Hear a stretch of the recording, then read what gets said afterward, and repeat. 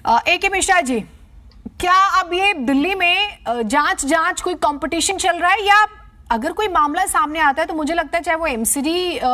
हो या फिर हमारी दिल्ली सरकार हो, उन्हें स्वागत करना चाहिए और जांच को फेस करना चाहिए?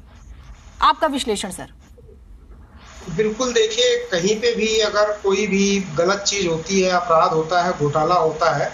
तो जांच होना चाहिए। सभी दलों की ये नैतिक जिम्मेदारी है, जनता की भी, कि उसको रोका जाए। अब इसमें दो चीजें हैं, जरा पॉलिटिकल एंगल देखिए। अगर पॉलिटिकल एंगल देखा जाए, कोई गंभीर आरोप आप लगा रहे हैं, या आरोप आप इसलिए लगा रहे हैं क्योंकि आप कॉन्फिडेंट है कि भाई हमने ये पकड़ा है, हमारे पास सारे सबूत है, तो जब कोई क्राइम होता है तो वो जा करके आप न्यायालय में आप वहां करिए जो सॉलिड सबूत के साथ होता है,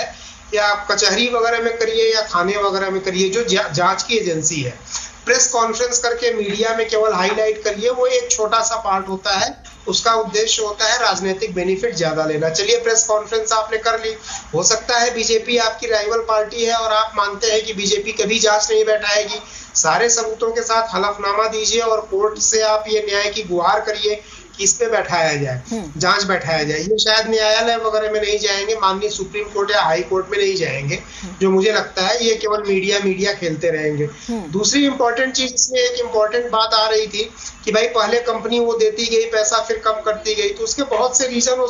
सकता है कोरोना काल में तो सब कुछ बैन था, तो वहां पे उसके कारण उसकी आवक यानी पावती घटती चली गई होगी, इनकम घटती चली गई। तीसरी सबसे इंपॉर्टेंट चीज जो लीगल यहाँ पे आया है, एज पर कंपनी एक्ट, जो बोल रहे थे कि भाई पहले बार एक कंपनी को दिया गया, दूसरे बार उसके सिस्टम कंसर्न को दे दिया गया, तो as per company act system concern हो या कोई दूसरी कंपनी हो, डायरेक्टर भले ही एक हो, लेकिन इन the eyes of law her company एक सेपरेट एंटिटी होती है। ऐसा कोई वो नहीं हो सकता है जब तक कि डायरेक्टर के ऊपर या कोई ऐसी एजेंसी ने बैन लगाया हो, न्यायालय वगैरह ने, कि फला आदमी जिस कंपनी में डायरेक्टर होगा उसमें सारी चीजें बैन रहेंगी। अगर ऐसी कोई चीज नहीं है तो एक company in the as per company act, company in the eyes of law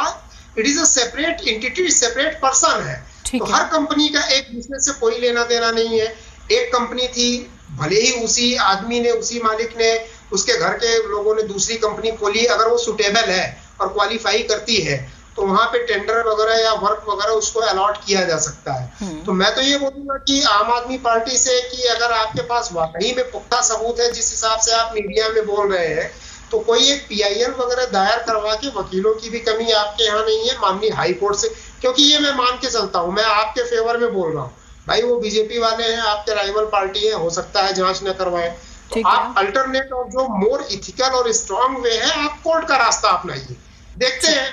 वहां शायद ये ना जाए क्योंकि हलफनामा देके सिग्नेचर करना पड़ेगा, वहां अगर आरोप झूठे निकल गए तो उल्टा पड़ सकता है। जो सबसे सॉलिड चीज है वो अपनाए, अगर इनके अंदर कॉन्फिडेंट है, ताकि जो घोटाला हुआ है वो जनता के सामने आए।